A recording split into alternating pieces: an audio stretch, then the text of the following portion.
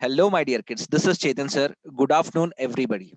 So, this is lecture number 10 and chapter number 4, where the heading of this chapter is motion in a plane. And today's concept is all about 4.9 resolution of vectors. Okay? And this physics is belonging to NCERT class 11 physics. और ये जो series है physics का मेरा वाला series है beta series. So, what is beta series, sir? It is my version of explanation of physics, which I try to explain physics in a possible easiest manner. Or, uh, you know, it does not depend upon the IQ when it comes to the explanation of my version of physics. Means ये भैंसे चराने वाले को भी समझ में आएगा physics, intelligent से इंटेलिजेंट के मतलब इंटेलिजेंट बच्चे को भी ये फिजिक्स समझ में आएगा. So you can get all of the updates at my YouTube channel, Physics Indian Professor. So today's topic is resolution of vectors. तो मैंने आपसे एक concept introduce करना है.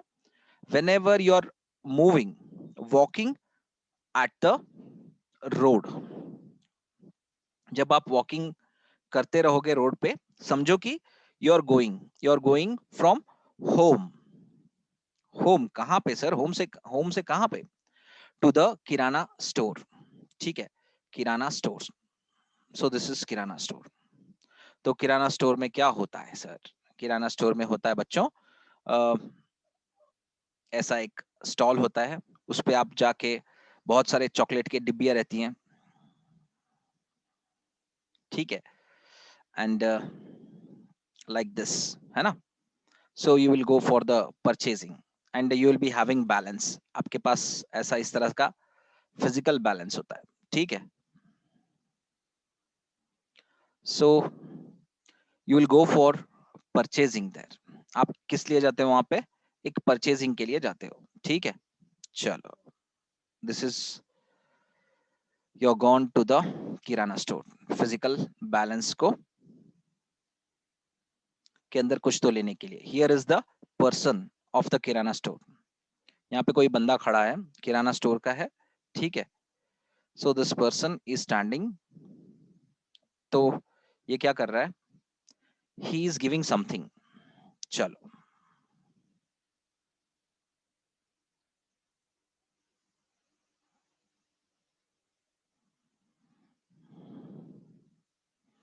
Okay.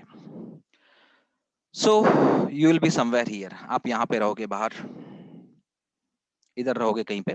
But before moving there, when you are walking over the road, आप road पे चल रहे हो ऐसे बीच में कहीं पे,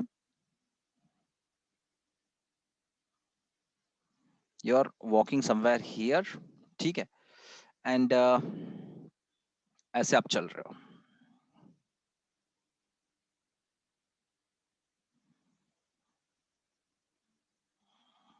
ठीक है. So you are walking like this.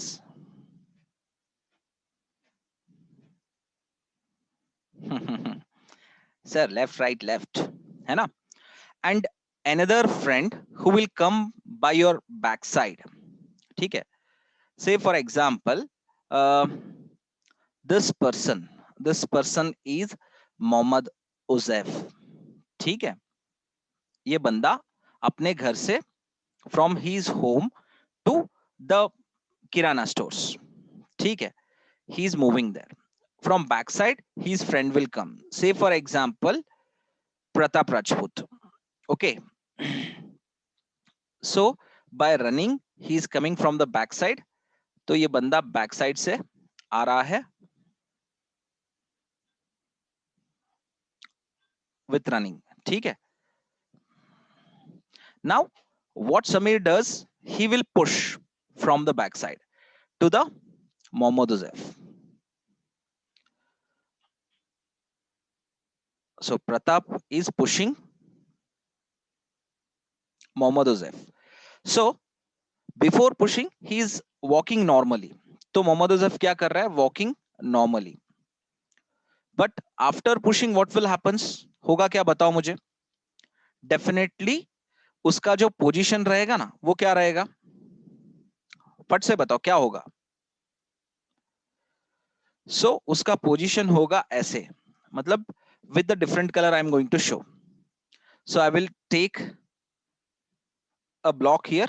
मैं यहाँ पे एक ब्लॉक लूंगा और इस ब्लॉक में कोशिश करूंगा कि the scenario of Mohammad Ujaif का सिनेरियो क्या होगा. What will happen to Mohammad Ujaif after pushing by the Pratap Rajput. ठीक है. सो उस बंदे का क्या होगा पता है. ऐसे एंगल है. So the base of this block is plane surface, है ना. तो प्लेन सरफेस है और मोहम्मद उजैफ गिर रहा है ऐसे, लाइक दिस.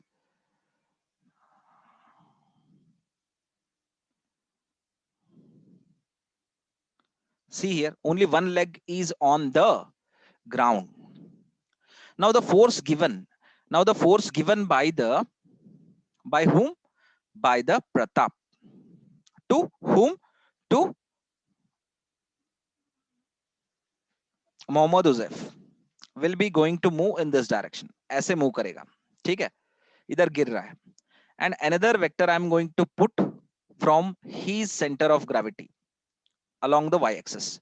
तो आपको यहाँ पे क्या दिख रहा है बताओ मुझे in this diagram. So when the push is done by the Pratap, आपको क्या दिखाई दे रहा है फट से बताओ. एक आपको x एक्सिस दिखाई दे रहा है, दूसरा y axis. Unbalance, uncontrolled body. Okay, listen up my dear kids, what I'm trying to convey you. This is your x axis and this is your y axis. So the tendency of Mohammad Uzaif, where we are getting हम लोग मोहम्मद उजैफ की जो tendency है ना, उसकी tendency इधर पा रहे हैं. Where? Into the green vector, green colour vector. Vector कभी ग्रीन नहीं होता है, उसका मैंने कलर एरो मार्क का ग्रीन दे रखा है.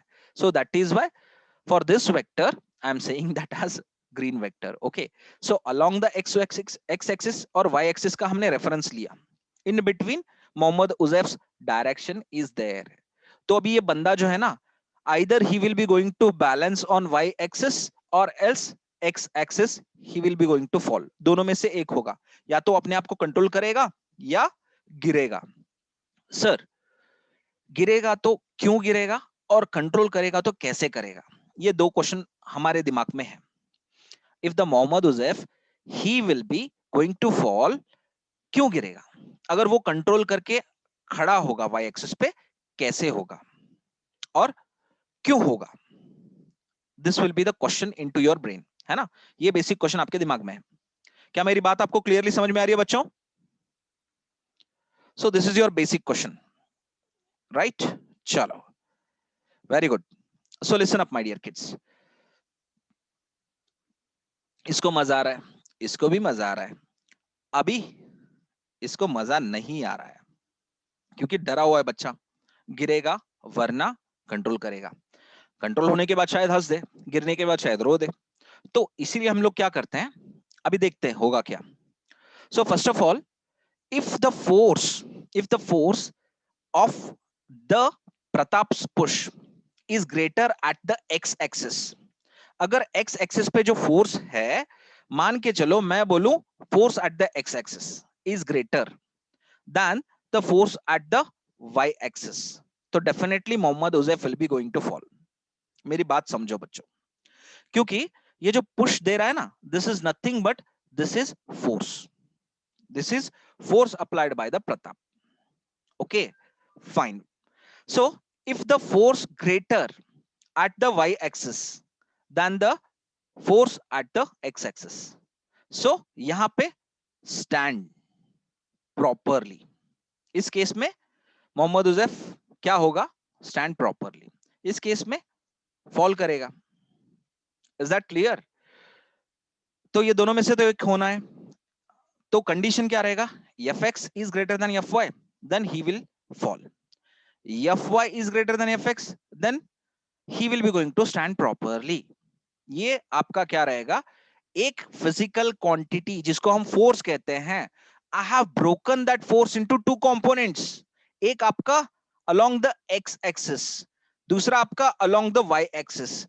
सर ये कैसे हो सकता है सर. या ये कैसे हो सकता है? मैं आपको एक चीज बताता हूं बच्चों. Okay, apart from this I will tell you one example. Okay, कौन सा एग्जाम्पल होगा सर वो? I will take a red room. यहां पे देखो, एक मैंने लाल रूम ले लिया. ठीक है, अभी मैं क्या करूंगा, I will take a person. ठीक है, यहां पे मैंने एक पर्सन को ले लिया, से फॉर एग्जाम्पल समीर कुलकर्णी. ठीक है, so now Sameer Kulkarni, it is his body. इस बंदे की ये बॉडी है. Okay, so he will be carrying energy. क्या? Energy, strength. Sameer Kulkarni. Okay, yes K. Now this body will be carrying two spirits. दो आत्माएं. ठीक है, दो आत्माएं इसके अंदर है. एक आत्मा है रेड कलर की. ठीक है, रेड कलर की आत्मा. सर, आत्मा में भी आप कलर कलर डाल रहे हो? So do atma will be having colour sir? No my dear kids, simply to give an example. ठीक है, okay. Now another one is green atma. क्या मजाक कर रहे हो सर आप? आत्मा में भी colour, red colour and green colour.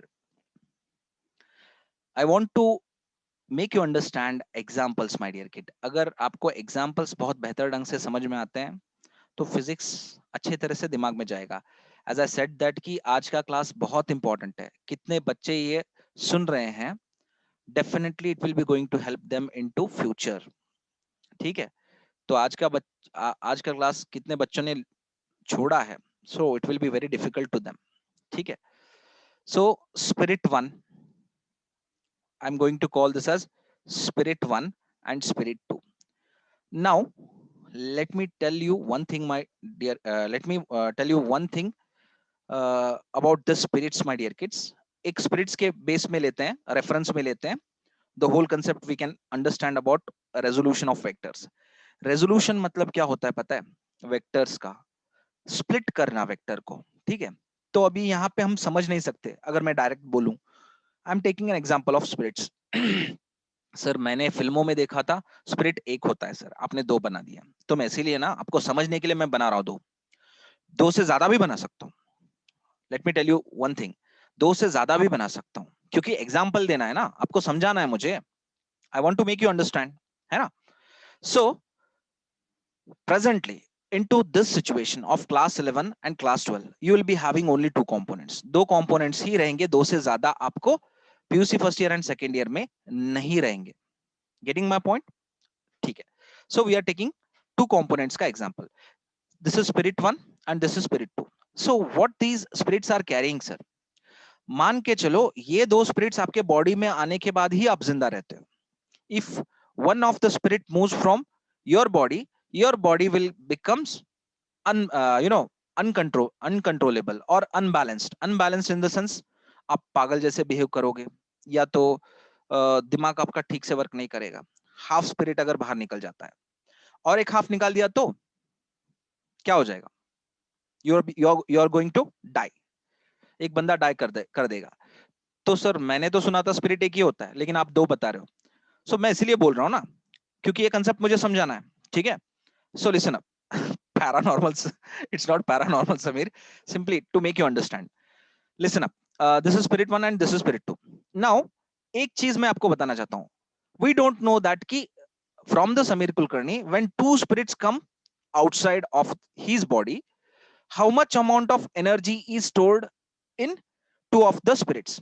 दोनों spirits में कितना amount of energy है हमें पता नहीं. हो सकता है कि पहले वाले spirit में 60% of energy will be stored and second वाले में 40% of. Proportion we don't know, कुछ फिक्स नहीं रहता है. It may be possibility that कि कुछ केसेस में 50% फर्स्ट स्पिरिट में हो एंड कुछ means the second spirit will be carrying 50%. in some other cases इसमें 20% हो एंड इसमें 80% हो. मेरी बात समझ में आ रही है? so this is all about spirit. मैंने spirit के बारे में बोला. now we are talking about x axis as well as y axis. तो अगर समझो the force applied of the Pratap over the Mohammad Uzef, if it will be having 80% of force along the x-axis and 20% of the force along the y-axis, what will happen? Tell me. जो force Pratap ने दिया है मोहम्मद उजैफ के लिए, body of Mohammad Ujaif is 80% of force absorbed by his body along the x-axis. इसका मतलब है he will be going to fall. मतलब the component of force along the x-axis will be greater than the component of force along the y-axis. ठीक है, अगर ये reverse रहा तो, if it is reverse in the sense if it is 80% and this is 20%, stand properly, है ना? हाँ, he will be balanced. क्या मेरी बात आपको समझ में आ रही है बच्चों? What I'm trying to convey. मैंने स्पिरिट का एग्जांपल क्यों लिया पता चला?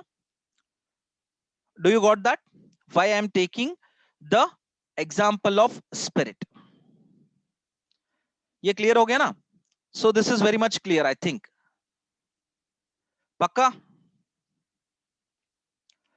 So this is clear, right? चलो, he will stand. Now I will take 50% along the y component and 50% along the x component. Sir यहां पे पॉसिबिलिटी दोनों होगी. Here it will be possibility of both. Either he will be going to fall or else he will be going to stand. So ये जो है ना force बटता है, एक x एक्सिस में दूसरा y एक्सिस में. So that is called as resolving of vector. Sir resolving of vector कैसे हो गया सर? क्योंकि फोर्स क्या है? Force is a vector quantity. Force क्या है? वेक्टर क्वांटिटी है. If you split a vector quantity into 2 और मोर देन 2 पार्ट्स, तो तब हम उसको क्या कहते हैं? Those splitted parts are called as components of that vector quantity. Clear? Easily clear. ठीक है सर. अभी आप इसको थोड़ा सा लॉजिकली, आपने तो डायग्रामेटिकली बता दिया. Now please try to tell this in a logical order. थोड़ा सा लॉजिकल ऑर्डर में बता के दिखाइए sir. I will tell you dear kids. देखो यहां पे मैंने ये डायग्राम को हटाना है. ठीक है, चलो. Logically in the sense if I make this thing in an equation, एक इक्वेशन में बताऊंगा, ठीक है, और एल्स एक्सप्रेशन में बताऊंगा, then it will be very much easy to you peoples. ठीक है. So I took an example of Mohammad Ujaif as a force is acting on him. Sir क्या ये सिर्फ फोर्स के साथ होता है और else any other quantity you may can take? कोई भी क्वांटिटी ले लो, vector. if it is a vector quantity, if it is a vector quantity you can resolve that quantity into 2 parts. 2 parts में आप बांट सकते हो. ठीक है. तो अभी देखो बच्चों, करना क्या है यहाँ पे? You are taking a vector quantity. आपने एक वेक्टर क्वांटिटी ऐसे लिया. Now you are going to consider the x axis with respect to the origin. तो यहाँ पे आपने एक एक्स एक्सिस ले लिया और दूसरा एक वाई एक्सिस ले लिया. ठीक है. सो इट डजंट मैटर कि एंगल दोनों के बीच में इक्वली होना चाहिए, ऐसा कुछ नहीं है. ठीक है. फिर आपने बीच में ही लेना चाहिए क्या सर? ऐसा कुछ भी नहीं है. ओके. सो मान के चलो दिस इज अ फोर्स. ये फोर्स है. Now I will take a light colour simply to show that.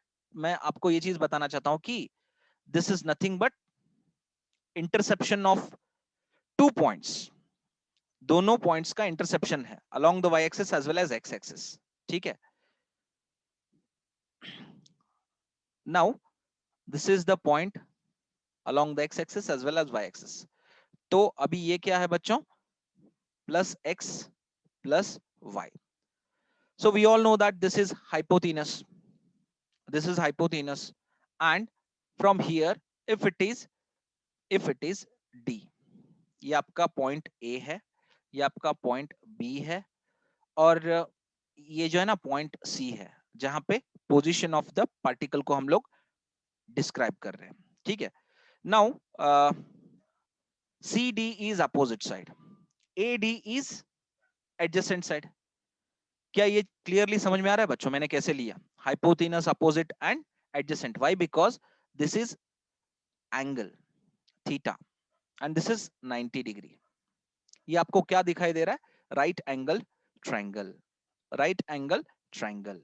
Now when you write cos theta is equals to, क्या लिखोगे बताओ? Adjacent by hypotenuse. क्या लिखोगे? Adjacent by hypotenuse. अभी adjacent क्या है बताओ बच्चों? क्या एडजेसेंट यहां पे एडी है? क्या एडजेसेंट यहां पे एडी है? ठीक है. और क्या हाइपोथेनस यहां पे एसी है? ठीक है. We don't need this one, but this thing you are going to observe into the upcoming derivation. तो ये चीज आपको अपकमिंग डेरिवेशन में मिलेगी. हमको बस इतना काफी है ये चीज. cos theta is equal to adjacent by hypotenuse. ठीक है. मैं बता रहा हूं कि एडजेसेंट कहां से लेके कहां तक है. ठीक है. So that is nothing but that is magnitude of the vector. Magnitude of the vector कहां पे? along the x axis, along the y axis. ठीक है. नाउ हाइपोथेनस को मैंने इधर भेजा because hypotenuse is equal to क्या है? फोर्स है. क्या है?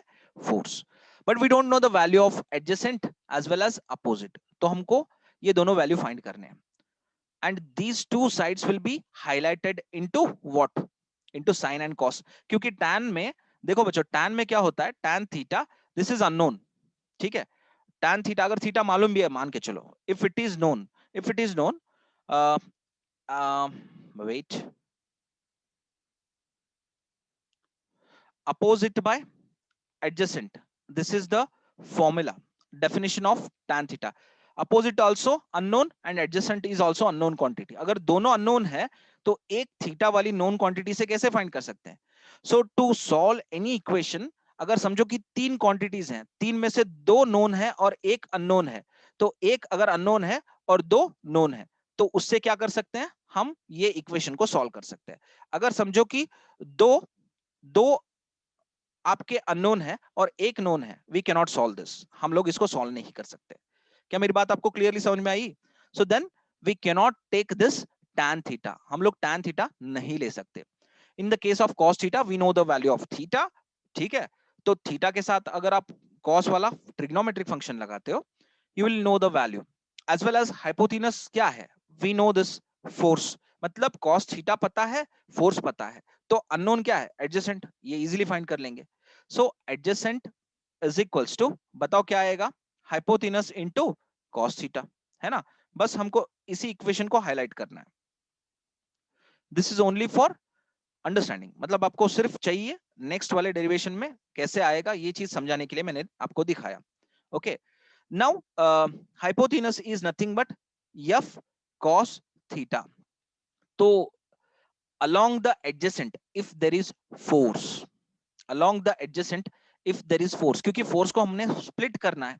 Split along adjacent. adjacent पे क्या है बताओ मुझे? x एक्सिस है. तो x एक्सिस क्या बनेगा along the adjacent? it is f to the base x बनेगा. है ना? so fx is nothing but it is the force component along the x axis. ठीक है. और यहां पे इस साइड में क्या करूंगा? साइन थीटा लूंगा मैं. Sine theta is equals to opposite by what? The definition for sine theta is opposite by hypotenuse. And opposite क्या है यहां पे? यहां पे क्या CD है? CD है डिवाइडेड बाय व्हाट? AC है. This is only for what? To know that कि कैसा आता है, क्या है. Okay. because this will be going to helpful for the next derivation. ठीक है. चलो. so hypotenuse is we all know that कि force है. तो force आप इस तरफ भेजो. force sin theta is equals to opposite side.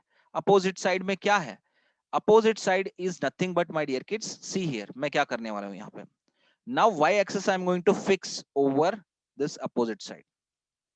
क्या मेरी बात वेक्टर शिफ्टिंग के बाद आपको समझ में आई कि ऑपोजिट साइड को हम लोग किधर शिफ्ट कर सकते हैं? along the y axis. see here, अगर मैं y axis इधर ला सकता हूं तो मैं ये भी अपोजिट साइड भी इस पे ला के रख सकता हूं। तो दोनों क्या हैं? दोनों एक ही हैं sir, both are one and same sir, है ना? तो अभी क्या करेंगे, what we are going to do, so force along the y axis, fy, है ना? तो ये क्या बन गया? fy बन गया। अपोजिट क्या बन गया? fy बन गया। so force along the y component is equals to f sin theta। so देखो बच्चों, जब मैंने f कंपोनेंट लिखा, टू द बेस लिखा, और f sin थीटा लिखा, इट इज मल्टीप्लिकेटेड। ये बेस में मत लिखना sin theta. You should not right sin theta into the base of f। ठीक है, मेरी बात समझ में आई? अगर आपको यहाँ पे अगर वैसे दिख रहा है तो मैंने आपको क्लैरिफाई कर दिया कि ऐसा नहीं लिखना है। सर क्या ये चीजें हमको हेल्प करेंगी आगे जाके? यस, आपको बहुत हेल्प करेंगी ये चीजें। Okay, so that is why I am taking you this particularly ये रेजोल्यूशन ऑफ वेक्टर्स बहुत ही इंपॉर्टेंट है। ठीक है, पता चल गया? Along the F axis you can write, अगर एफ एक्सिस एफ एक्स के बजाय instead of writing adjacent and fx, if you write here f cos theta, you can write, sir अगर हमने fx लिख दिया कोई दिक्कत? नो बच्चों। अगर fy की जगह हमने f sin theta लिख दिया कोई दिक्कत sir? No my dear kids. मेरी बात समझ में आई कुछ? so these are the force components along the y axis as well as x axis। ठीक है, तो मैंने आपको क्या समझाया? रेजोल्यूशन ऑफ वेक्टर समझाया। सर लेकिन आपने डेफिनेशन बताया नहीं। मेरा स्टाइल ऐसा ही है बच्चों, पहले उसका जो मीनिंग है, उसका जो अंडरस्टैंडिंग है, वो चीज मैं एक्सप्लेन करता हूं, then I will go for the definition. Definition of what? Definition of resolution of vectors. ठीक है, बिकॉज तभी जाके ये प्रॉपरली समझ में आता है। If you go from the passive वे, पहले डिफाइन करने के बाद दिमाग में कीड़ा ये रहता है कि क्या बोल रहे हैं सर। तो मैंने पहले बता दिया कि मीनिंग क्या है, then I am going to have the definition. ठीक है, तो रेजोल्यूशन ऑफ वेक्टर्स क्या है? It is the splitting, split करना, है ना? It is the splitting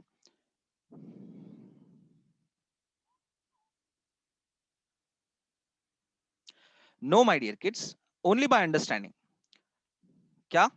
understanding के साथ हम लोग डेफिनेशन को क्रिएट करते हैं। देखो बच्चों, आप मोहम्मद उजैफ गिर रहा था, तो गिरते वक्त हमने फोर्स को बांटा, तो बांटने का जो प्रोसेस है ना, उसी को हम लोग क्या कहते हैं? रेजोल्यूशन कहते हैं, रिजॉल्विंग कहते हैं। तो फोर्स तो एक वेक्टर क्वांटिटी है, तो इसीलिए it is the process of splitting.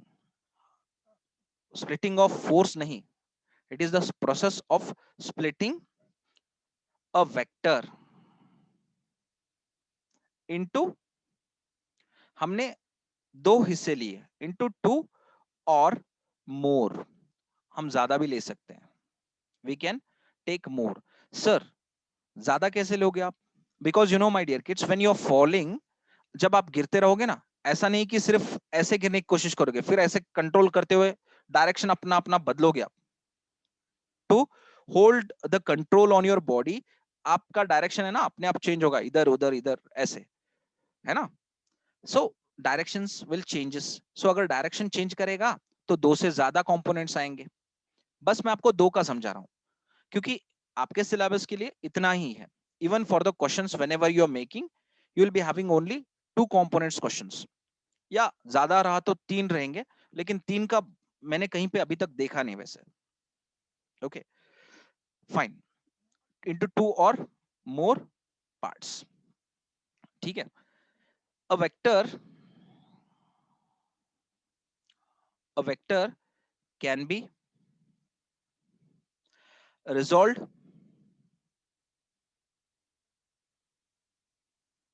into infinite, into infinite parts, मतलब कितने भी हिस्सों में आप ले सकते हो। कोई भी एक क्वांटिटी है, अगर आप स्प्लिट कर रहे हो उसको, if you are splitting that quantity, you can take in number of parts, it may be 2 और मोर देन 2, तो इनफाइनाइट पार्ट्स में ले सकते हो। तो उसका डायरेक्शन है ना, वो कोई भी हो सकता है, इन एनी डायरेक्शन, ठीक है। The resolve part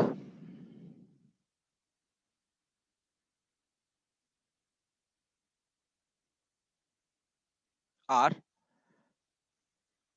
called as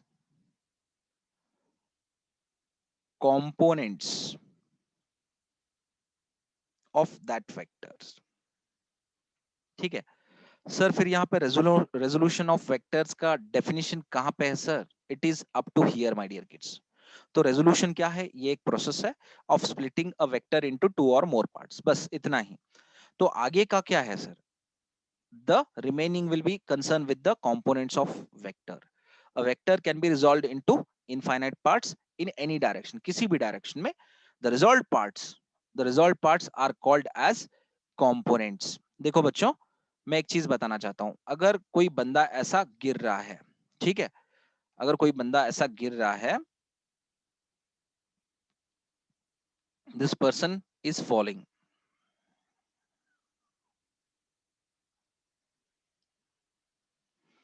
we don't know ये बंदे का डायरेक्शन किधर है। We don't know the direction, he may fall. First of all, he's you know balance will be on this side, हो सकता है कि इस डायरेक्शन में हो, वरना ये बंदा इस डायरेक्शन में खुद को कंट्रोल करने की कोशिश करता हो, or else this person will be going to go into this direction, or else this person will be going to come in this direction, हो सकता है कि ये बंदा जाके पीछे गिरे। See here, how many of arrow marks I'm showing, these are the possibilities in which he will try to establish his position।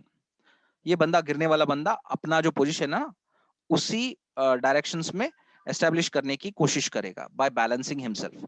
So these are nothing but my dear kids components, ये सारे के सारे components होंगे।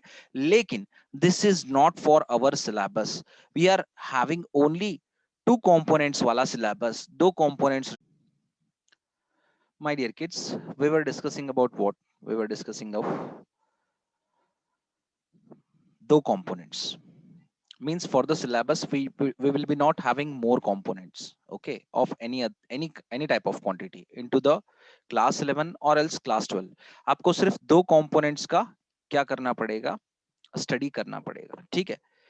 तो दो components को हम लोग प्रॉपरली कैसे बांटते हैं, we are going to have the derivation over that, ठीक है। तो उस पे हम लोग एक डेरिवेशन देख लेते हैं, but presently we are going to go for the rectangular components वाला कंसेप्ट। अभी ये रेक्टेंगुलर कंपोनेंट क्या होता है, ठीक है?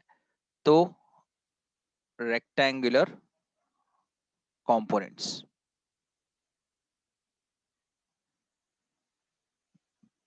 सो मैंने आपको पहले ही बोल रखा है ये क्या है, रेक्टेंगुलर कंपोनेंट्स बेसिकली, ठीक है। तो ये रेक्टेंगुलर कंपोनेंट्स होते क्या है? ओके, सो इफ, मतलब सिर्फ दो लेना है, not more than two. If the vector is resolved, resolve करना मतलब क्या होता है? स्प्लिट करना, ठीक है। अगर हम दो वेक्टर्स को रिजॉल्व कर ले along, if the vector is resolved along the two mutually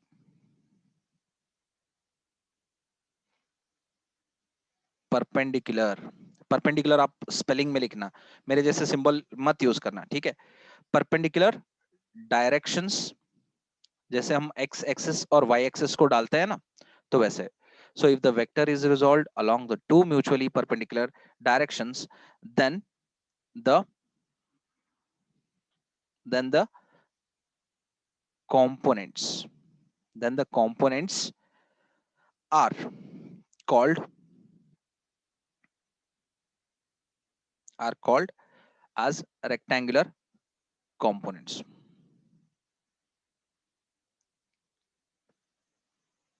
rectangular components, ठीक है। हैंड राइटिंग सही जा रही है, okay. So if the vector is resolved along the two mutual perpendicular directions, then the components are called as rectangular components. ठीक है, तो यही चीज means you have taken a vector, आपने वेक्टर लिया और उस वेक्टर को क्या करा, you have splitted into two components. If this is velocity vector, तो आपने क्या करा, एक को बोला vx, दूसरे को बोला vy. तो vx क्या आता है sir, vx v cos theta आता है, vy v sin थीटा आता है.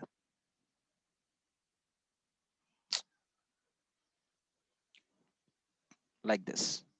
क्लियर हो गया बच्चों what I am trying to say? बस यही है rectangular components. So we are talking about, हम लोग इस चीज के बारे में बात कर रहे हैं. We are talking about this one, rectangular components. Very much clear. Okay, thank you. So we'll go by the derivation. हम लोग डेरिवेशन को निकल जाते हैं. तो ये बहुत ही इंपॉर्टेंट है बच्चों, डेरिवेशन. ठीक है, obtain the expressions for rectangular components of a vector. ठीक है, सो आंसर क्या आएगा? We are going to see first of all the diagram. तो पहले इसका डायग्राम बना लेते हैं बच्चों. डेरिवेशन मींस क्या होता है पता है? मैं एक सिंपल भाषा यूज करूंगा डेरिवेशन को समझाने के लिए. पता है, फिजिक्स समझना डिफिकल्ट नहीं होता है फिजिक्स में. You know something some you know technical words हैं, उसको समझने के लिए ही हमारा दिमाग अटक जाता है और वो कंसेप्ट आगे चला जाता है जब भी एक्सप्लेनेशन होता है. तो इसी वजह से हम लोग फिजिक्स ढंग से समझ नहीं पाते हैं. तो फर्स्ट ऑफ ऑल आपको डेरिवेशन का मीनिंग क्या है वो समझा दो. ठीक है, डेरिवेशन एक प्रोसेस है बच्चों.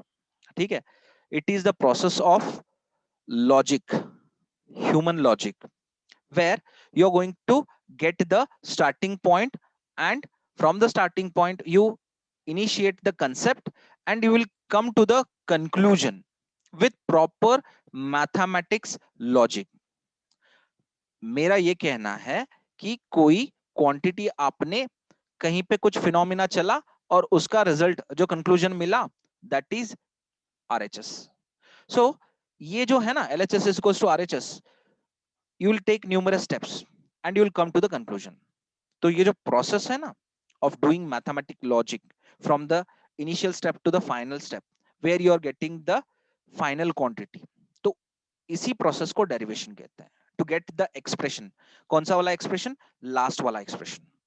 तो सिंपल भाषा में मैं समझूं या समझाऊं तो क्या है, whenever you are standing to show your happiness, तो क्या करोगे, वो मोमेंट आप आगे वाले को बताने की कोशिश करोगे. कैसे बताओगे? ही करके नहीं, because that will be temporary. Temporarily you know वो टेम्पोररी रहता है, क्योंकि if you are smiling, if you are laughing in front of anyone, एक या दो बंदा देखेगा.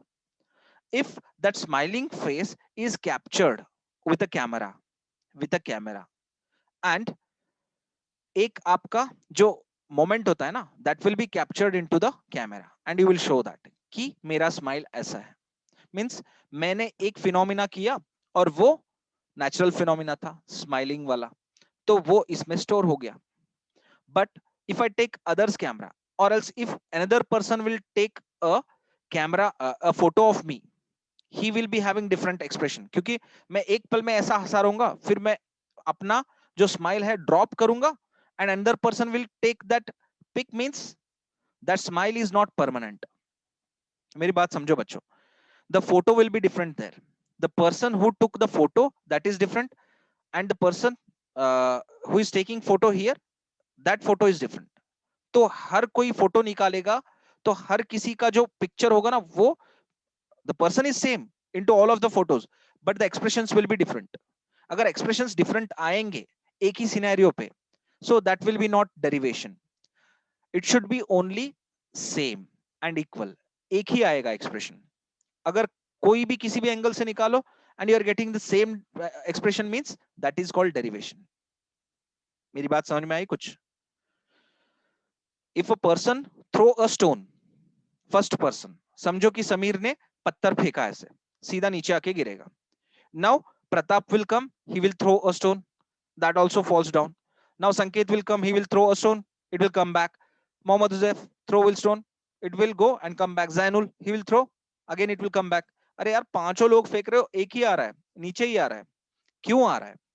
And to describe all of the 5 events, you need one expression. That expression is small g is equals to gm divided by r square.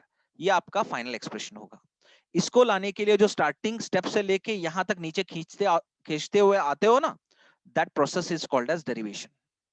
From the starting equation to the concluded equation, whatever we make a process, that process is called as derivation.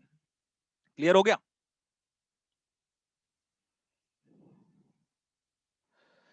Okay. I don't know how many of you got that.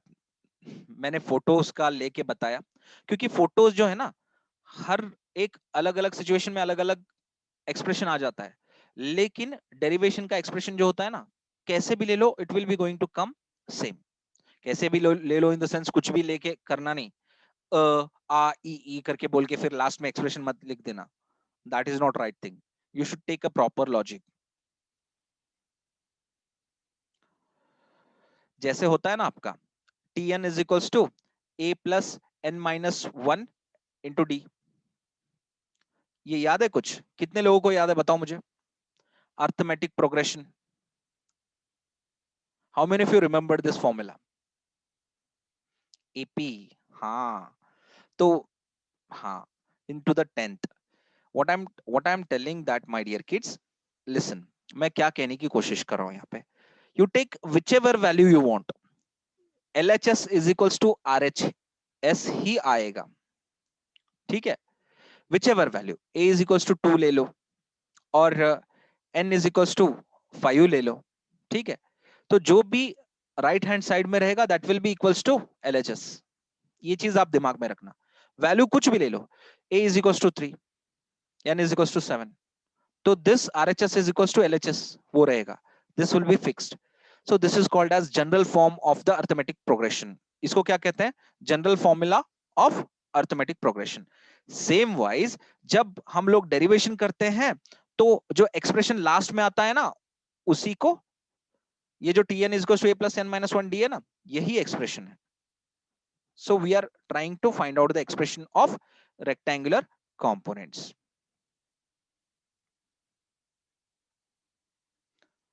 So किसी तरह का भी situation हो, that will B fix, general. ठीक है, चलो. I think I hope that कि आपको ये चीज समझ में आया. आई डोंट नो कितने लोगों को समझ में आया. मैंने अपना बेस्ट ट्राई किया आपको समझाने की.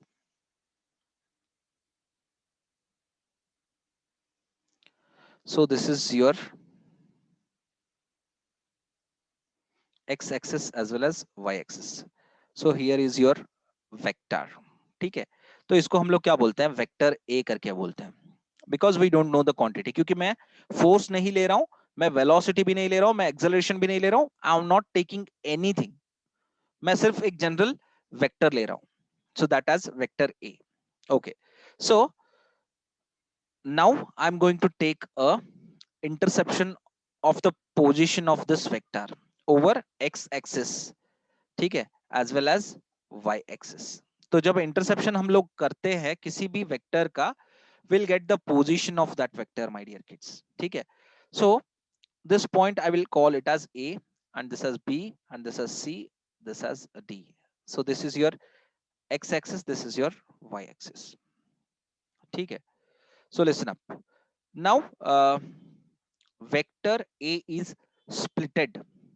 Vector A is splitted along the x-axis. अगर मैं इस वेक्टर A को स्प्लिट करूं तो along the x-axis के लिए मैं क्या बोलूंगा? Vector A to the base x, है ना? Now here if along the y-axis vector A to the base y, ठीक है. We all know that, as I said you, कि मैं वेक्टर शिफ्ट कर सकता हूं, y को पकड़ा और सीधा CD पे रखा, है ना, तो ये चीज कर सकता हूं।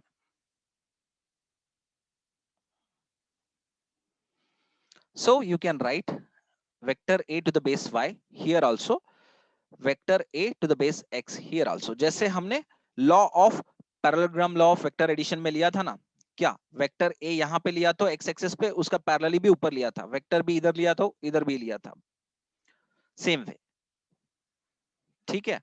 Now one thing we can notice here, हम एक चीज को नोटिस कर सकते हैं, यहाँ पे एक थीटा है और यहाँ पे 90 डिग्री है।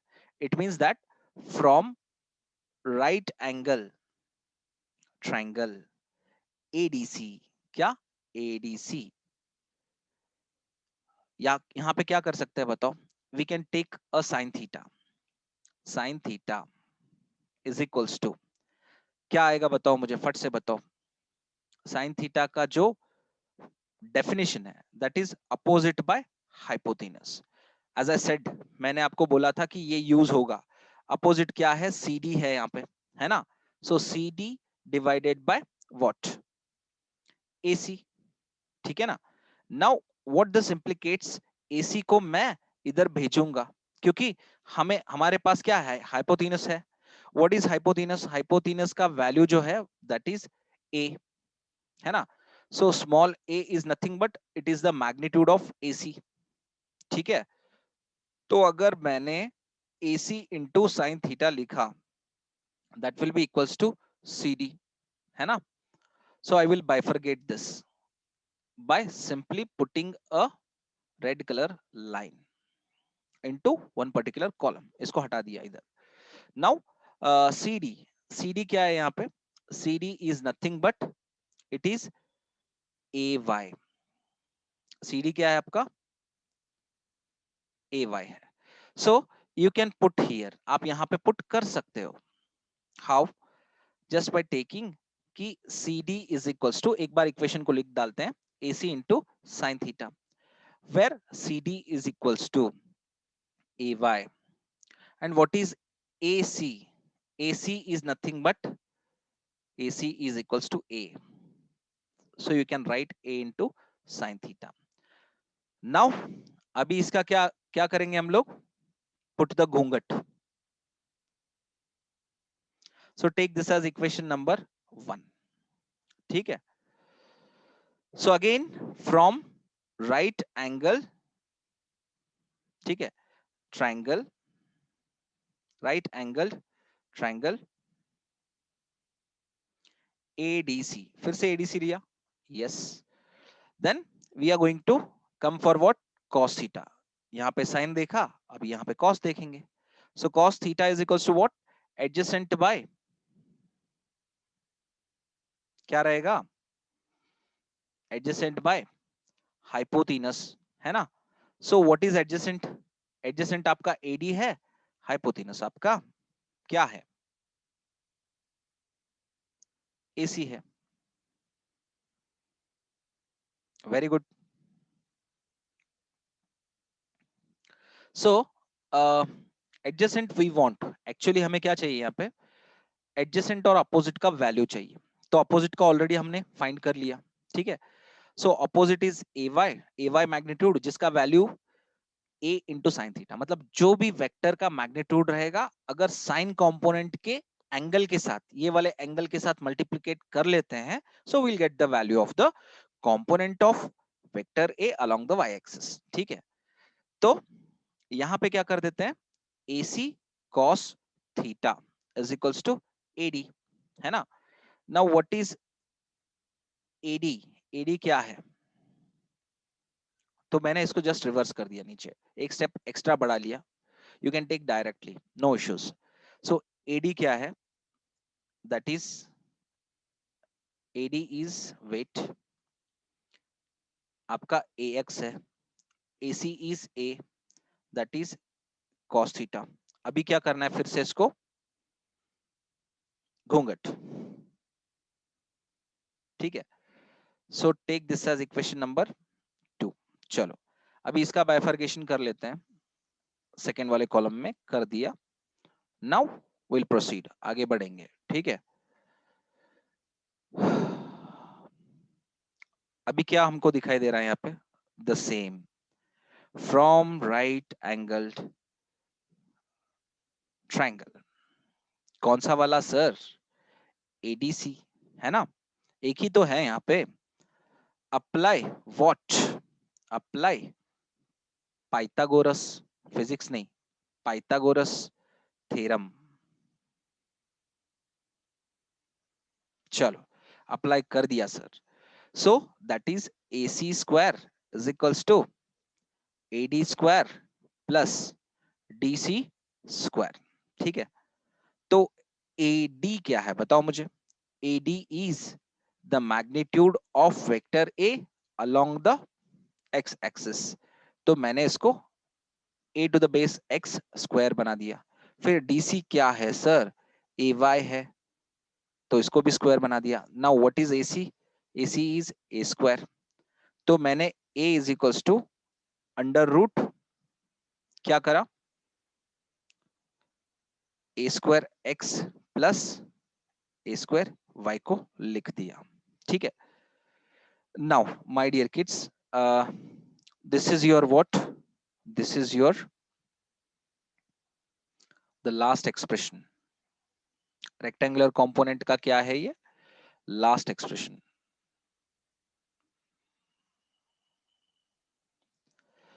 Now I want to tell you one thing my dear kids, अगर आप देखो यहाँ पे a स्क्वायर x है, तो इसके बदले में आप a cos थीटा डालो, a cos theta square plus and ay square के बदले में a sin थीटा स्क्वायर डालो, ठीक है। व्हाट यू विल गेट, आपको क्या मिलेगा देखना अभी। A square cos square theta plus a square sine square theta, ठीक है। तो आप ए स्क्वायर को कॉमनली बाहर निकालो, so cos square theta plus sine square theta.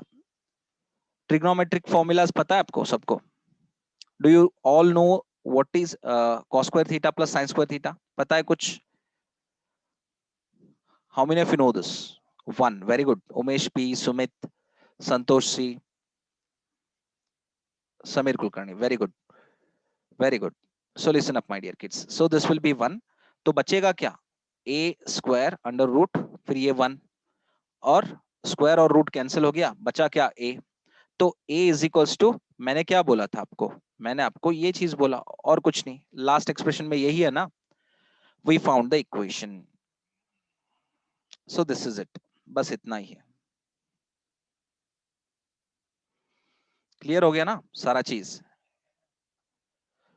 If anybody has confusion तो आप पूछ सकते हो डाउट इस पे, to get clarification over this. If no difficulty means thanks then.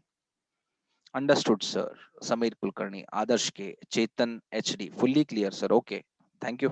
बिल्कुल क्लियर है। Sumit Mededar, very good. Santosh C Hiremath, okay. Rakesh Aholli, fully clear, understood sir, okay thank you.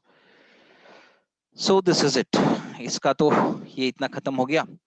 So we do one thing my dear kids, बस अभी 1:45 हो गया है time, but still last concept I want to explain regarding displacement vector, ठीक है। तो एक last concept बताना है, बिकॉज गर्ल्स को भी मैंने उतना ही बताया था, तो मेरा पॉलिसी रहा है I don't bifurcate into boys and girls. It's easy, sir, if we understand clearly. Okay, Sanket, very good. Okay, Umesh, very much clear and no little bit doubt, sir. Umesh P, thank you. Sir, network problem, Rajput. Okay, Rajput, Pratap Rajput. Class देख लेना recorded. Okay. So displacement vector क्या होता है बच्चों? मैं एक चीज आपको बताना चाहता हूँ, डिस्प्लेसमेंट वेक्टर होता क्या है basically. whenever you're talking about displacement, तो बहुत सारी चीजें होती हैं। क्या होती है पता है? आपने इनिशियल पॉइंट से स्टार्ट किया, ठीक है, तो यहाँ पे आके रोका, ठीक है। So you will be having initial point and you will be having final point. ठीक है? Say for example, if you take in between somewhere here the position of the particle, ठीक है? You can show easily direction of this vector or the position of the vector with the direction. तो इस path से हम इस position से क्या कर सकते हैं, डायरेक्शन दिखा सकते हैं. This is all about curvilinear. If you take a rectilinear अगर आप लेते हो, so say for example you are traveling a distance from this point to this point. In this case what will happen, this is your initial point and this is your final point. और initial point ही आपका origin होता है इस case में. ठीक है? Now in many of the cases what will happen, you know, origin जो है, रेफरेंस जो है किसी भी क्वांटिटी का यहां पे भी हो सकता है. मींस अदर देन ओरिजिन कोई ऑब्जेक्ट नेगेटिव डायरेक्शन से पॉजिटिव डायरेक्शन की ओर जा रहा है, means from minus x axis to positive x axis, ऐसे भी हो सकता है. मींस ओरिजिन आपका इनिशियल पॉइंट ना हो, origin will be somewhere in the middle. ठीक है? So I have chosen 3 of the cases.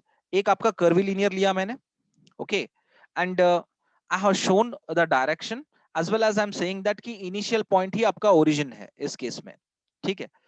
और हो सकता है कि कर्वीलिनियर पे आपको ओरिजिन बीच में ना आए, कर्वीलिनियर पाथ पे ओरिजिन ना आए, and there is a possibility of getting origin at the rectilinear, मतलब स्ट्रेट पाथ पे.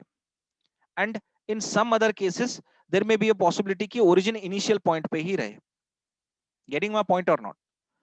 सो अगर ये किसी भी तरह के मतलब origin may be at the initial point और एट द मिडल, हो सकता है किसी भी तरह के केसेस हो, तो if you are getting that quantity along a straight path, then it will be called as displacement vector. उसको हम लोग displacement vector बोलते हैं. ठीक है? By the definition you will get clearly understand. बस मैंने आपको बताया. So displacement vector इसलिए यूज किया जाता है to get the initial position and final position, and there is a possibility of getting the origin from the middle, बीच में से हो सकता है. तो देख लो बच्चों, डिस्प्लेसमेंट वेक्टर क्या है. It is the directed line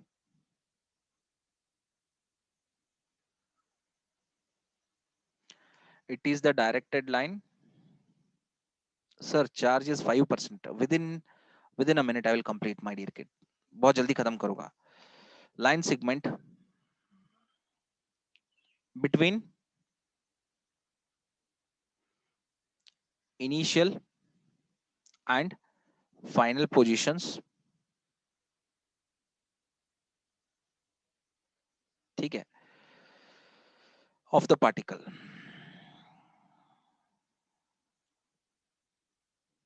मतलब क्या बोला मैंने डिस्प्लेसमेंट वेक्टर का? डिस्प्लेसमेंट वेक्टर कुछ भी हो सकता है, लाइक कर्वीलिनियर पाथ ले लो या रेक्टिलिनियर पाथ ले लो. कर्वीलिनियर मतलब कैसे भी घुमाओ, रेक्टिलिनियर मींस स्ट्रेट लाइन. तो हो सकता है कि कुछ केसेस में ओरिजिन मिडल पे हो या कुछ केसेस में origin at the initial point हो. In curvilinear paths you are going to show the direction of the moving particle. ठीक है? यहाँ पे भी इनिशियल पॉइंट रहेगा, यहाँ पे भी फाइनल पॉइंट रहेगा. ठीक है? बस यही चीज है और कुछ नहीं. सो इसका इंपॉर्टेंस क्या है sir? Where we are going to have these things. So you are going to have these things. Importance of displacement vector, इसका इंपॉर्टेंस क्या है पता है बच्चों? This will come into the graphs. Graph में आएगा और वो ग्राफ आपके कॉम्पिटिटिव एग्जाम्स के लिए इंपॉर्टेंट रहेंगे. ठीक है? So the first important we are going to see कि क्या है. It gives the straight line. ठीक है? Straight line distance between the initial and final positions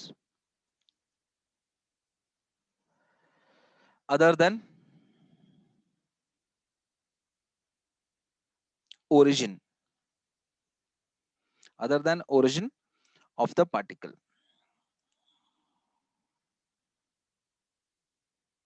ठीक है, तो मतलब ये क्या देता है आपको, स्ट्रेट लाइन डिस्टेंस देता है between the initial and final positions other than origin, कि ओरिजिन कहीं से भी हो सकता है. से फॉर एग्जांपल आपने कर्वीलिनियर पाथ चूज करा and this is a curvilinear path and say for example road is starting from here and it will end up here. तो मान के चलो आपने अपनी जर्नी स्टार्ट की यहां से, okay, but still you will get the straight line of the particle. मतलब कितना बॉडी डिस्प्लेसमेंट करा यहां से लेके यहां तक, ठीक है, ऐसे, और एल्स ऐसे. Getting my point?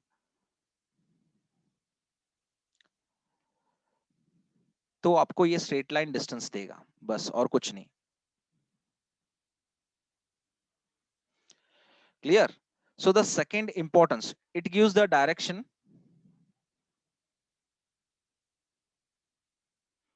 it gives the direction in which the particle is moving. As I said कि अगर curvilinear path है, if you are having the curvilinear path, ठीक है, if you are choosing this position, you will get the direction of this particle कहाँ पे इस direction में move कर रहा है. If the particle's position is somewhere here, तो direction इधर है. So like this. As well as if the particle is traveling in a straight line, तो इस particle का direction किधर है? इधर है. Simply. That's it. So these importance you can learn into the graphs. तो graphs based question रहेंगे. Those questions will be very much important pertaining to NEET, JEE and CET. तो सिर्फ देखने के बाद आप ग्राफ वो क्वेश्चन को आराम से सॉल्व करोगे, or else normally it will be not possible without learning these graphs, without learning this particular chapter. Got? So how you felt about today's class, my dear kids? आज का class आपको कैसा लगा?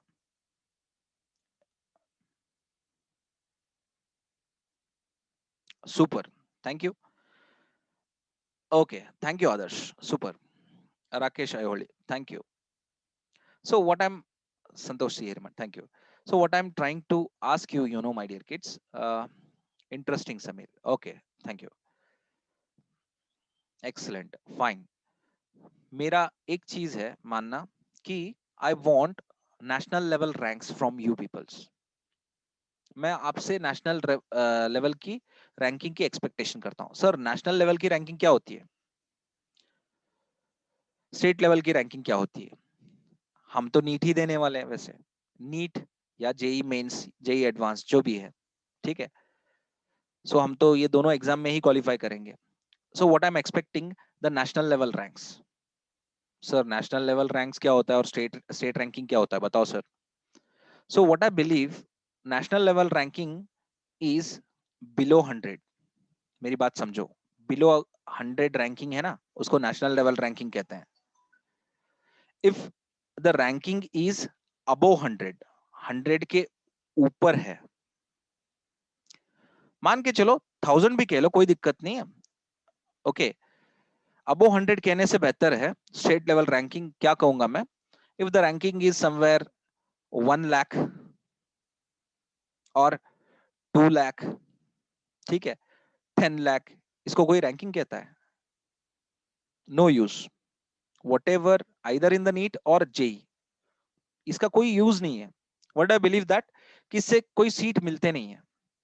तो सर आप national level के ranking को हमारे कॉलेज से प्रिपेयर करके क्या हम बना सकते हैं?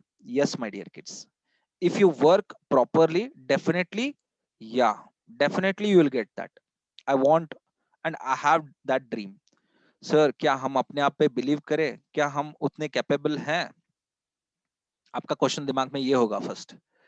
Late me tell you one thing my dear kids, जब तक आप अपने आप पे बिलीव नहीं करोगे तब तक कुछ नहीं कर पाओगे जिंदगी में. Because dead bodies dead bodies will not be having dreams. और ड्रीम्स वही देखते हैं जिनके पास जान होता है। क्या होता है? लाइफ। सो कुछ लोग जिंदा होते भी हुए भी ये होते हैं, means without dreams they are like dead bodies.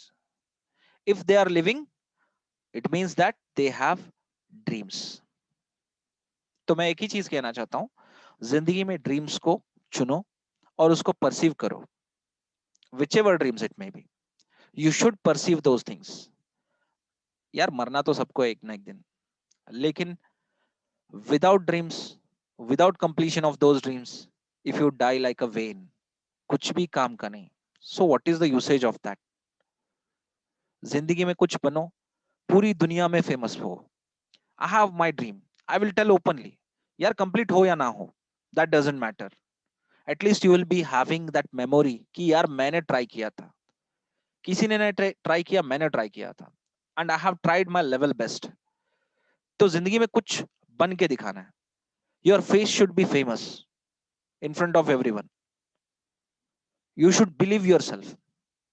आप अगर अपने आप को बिलीव करोगे तो पूरी दुनिया आप पे बिलीव करेगी। करवाओ। समझ रहे हो? Be that kind of person. My dream is to become one of the best physics lecturer in India, one of the best. That's why I have kept my channel's name is Physics Indian Professor. So what is my dream? I want to see my dear students to get the AIR, All India ranking. ये वाला. So when I see Samir, Sumit, Zainul, Mohammad Uzaif, Pratap Rajput, कोई भी बच्चे, okay, Umesh P, Chetan HD, I should see their faces. I should see that ranking into the list. यार फिल्मों में आप three idiots film देखा होगा आपने, या संतोष हिरेमठ, या you know you see into the films that कि यार अपना ड्रीम जो भी है वो तुम परसीव करो। दैट्स अ फेक थिंग यार। They will simply diverge you from your path. Be realistic, because your parents, others, right, your parents, they see their dream, they see uh, उनके जो सपने होते हैं ना, आप में देखते हैं वो। they want to see you as a winning person, they don't want to see you as a losing person, you know। We always take excuses in our life। अगर मेरे से नहीं होता है तो ब्लेम सिस्टम पे डालो, टीचर्स पे डालो, you know। Every situation we should take as an opportunity, and every weakness we should heal with our strength, and every attempt of us should be towards goal. We should work like anything, work incessantly, make hard work, stand up, be bold, be strong. Don't stop yourself unless until you reach the goal. When you reach the goal, no, from the tip of the victory, you'll see that you have achieved something in your life. Be a living person, don't be a dead body. This is my request to everyone. Okay, passion होना चाहिए यार, तो ही काम बनेगा। सही है समीर? जब तक आपके पास पैशन नहीं है कुछ भी अचीव करने का, तब तक आप कुछ नहीं कर सकते यार। भाड़ में जाए सारा चीज। बस 2 साल में अपना जो है ना मैं डेडिकेट करूंगा। एंड जिंदगी में कभी मरते वक्त बेड पे जब हम पड़े रहेंगे लास्ट मोमेंट्स में, हमको कभी भी मलाल नहीं रहेगा कि यार मैंने कुछ भी अचीवमेंट नहीं किया। I have tried in my life. मैंने पीयूसी फर्स्ट ईयर और सेकंड ईयर में इतना ज्यादा, इतना अच्छा स्ट्रगल किया ताकि मैं कुछ बन पाया आज। यार मैंने एक स्टार को टारगेट किया था, भले ही मैं स्टार तक नहीं पहुंचा या स्टार तक पहुंच गया, दैट इज ग्रेट थिंग। अगर नहीं पहुंचा तो स्काई तक तो मैं पहुंचा हूं। It should be like that. Now it is up to you कि मैं जो बोल रहा हूं आपको हो सकता है कि बोर लगे या अच्छा भी लगे। I don't know that. I don't know the depth of your mind.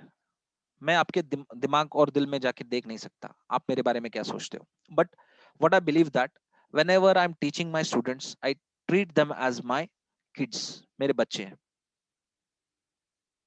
And you can ask your old students, means my old students, your seniors, कि सर बच्चों को, स्टूडेंट्स को क्या समझते हैं, अपने बच्चे समझते हैं. So I want you to make push to get your goals. तो नीट और JEE को परसीव करने के लिए अपनी पूरी ताकत लगा दो.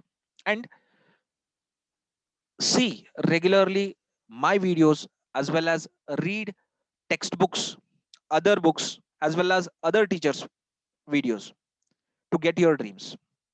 ठीक है? This is my request, my dear kids. Okay, thank you. बहुत ज्यादा बोलूंगा तो बोर हो जाएगा. ठीक है? Thank you, my dear kids, for listening patiently to this class. Bye bye and Jai Hind.